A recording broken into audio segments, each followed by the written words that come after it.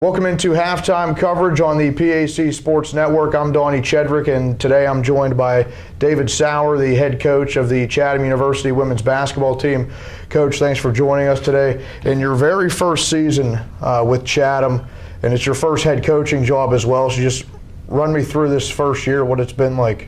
It's been awesome, and I think it starts with the players that we have. I think the seniors. We got a big group of seniors this year, and I think their leadership, willingness to accept somebody new, and have been the start of everything. I think it's been it's allowed us to kind of grow organically. I was doing actually interview yesterday for Ashley McLean, the hometown newspaper, and there's been no growing pains, and I think that's a tribute to the seniors being allowed this thing to be accepting it and allow, like I said, to grow organically through the year. And it's been great. It's been a whirlwind, but it's been a great start. But I think it starts with our players. You mentioned the time you spent in Division I. Before this, you were a recruiting coordinator at schools like Louisiana Monroe, UMass Lowell, among some others. How was that position different than being a head coach? Very different. There's nothing like sitting in that one seat over there and actually having to call a timeout or draw up a play and what have you. But I think I was blessed with the people that I had worked for previously, honestly, at every stop, and I'll keep it brief, but a guy like Jeff Dow at Louisiana Monroe was also the head coach at IUP in the PSAC conference here in Pennsylvania. 200-win guy, worked for Lynn Brea at Stetson, who she wins 20 games a year down there, and Jess Strom at Cal U, Division II level. They won national title a few years ago. So I've worked for tremendous people who have given me a lot of freedom and opportunity to coach and grow and do everything possible that you can do within a program. So definitely nothing like being in that chair, but I think the preparation I had is because the people I work for, and obviously a guy like Tim Loomis, who's in the conference, has been head coach at every level. Started my career with him, and I think that all those experiences, all those people I work for have really kind of set the table to allow me to have some success here early so far. So. You talked about your injury. You went to Teal planning on playing basketball. Unfortunately, an injury occurred where that could not happen. But they do say whenever one door closes, another one opens. And really a blessing was Coach Loomis at Teal, who gave you a shot to be on his staff once the injury occurred.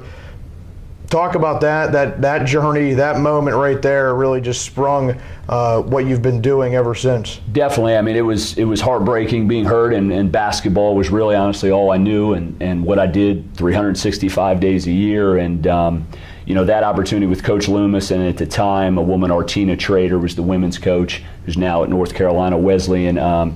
Both at the same time, kind of both saw my passion for the game, kind of my interest potentially in coaching, and said, why don't you come on? And I kind of ran with it from there, and I was able to, with Coach Loomis specifically, as an undergrad, be allowed to go out recruiting on the road, hosted some visits, had guys up from the D.C. area. One of their better players, Kari Bess, was a guy, one of my first recruits, is an undergrad, and was able to kind of get that experience, and without that, never would have been able to be Division I assistant 2 years after graduating from Teal College.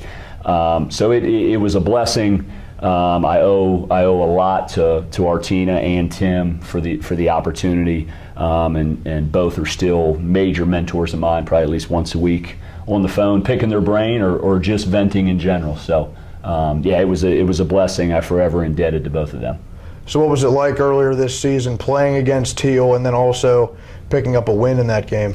Certainly. I mean, it was a weird feeling, certainly. I'm not going to lie to you. I think, obviously my brother and I are still very close with a lot of people there, heavily involved, and, it was definitely a weird feeling prior to the game. Obviously, your competitive juices, no doubt, want to go in there and get that win, and Coach Loomis was actually in the stands for that game and watched the game. Of course, he told me about everything that I should have done a little differently after the game, which was awesome. But it was a great experience. Obviously, I'll give you the coach speak. It was just a game when those lights came on and we were playing them and got a win and felt really good for our team and what we've been able to do. So.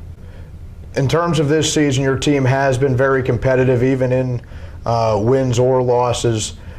What are some of the messages that you're sharing with them to maybe keep that mentality up and to always battle? Definitely. Well, I think with, especially as we call them, the big three, Katie, Megan, and Ashley, they are such, and a lot of our team are, but specifically those three are hard on themselves. They are self-starters. They are perfectionists by nature. My big thing, to be honest with you, is keeping them positive and letting them know, I don't care if they miss 4 shots in a row, there's a turnover that happens here or there.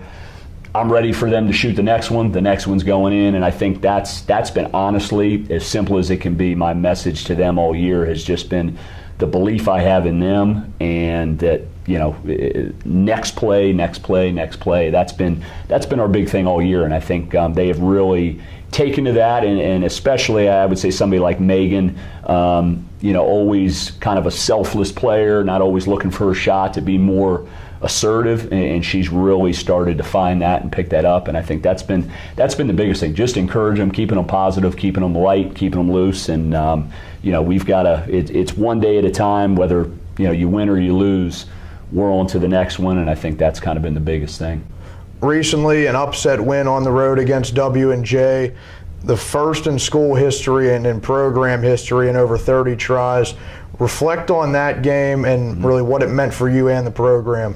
Definitely, I was happy for our players. I mean, they put a lot of work into this thing. We've been rolling since October, and we have been building to this point to be able to win a game like this. You know, and I'll be honest, I think, you know, we're just now starting to hit our stride, you know, especially with Katie and Megan that played soccer all the way through. We really didn't get them back till, you know, our second scrimmage, about 5 days before our first game. So really the time we've had together, we're just starting now to kind of really, you know, hit our stride. And I think for us as a program, I think we strive that the long-term goal is definitely we want to be in that conversation with the St. Vincent and W&J. To think that we could, you know, get a win like this early in our tenure, I'll be honest, I wasn't sure it would happen, but I think as the year is going on, we've progressed a little further than I thought we would, and I think you know, this is definitely, you know, some coaches say it's just a game, but honestly, you have to appreciate it, and you have to, you know, enjoy that, and you know, use it as motivation for the rest of the year. David Saur, the head coach of Chatham University women's basketball. Coach, again, thanks for your time. Appreciate it. We'll be back with more next on the PAC Sports Network.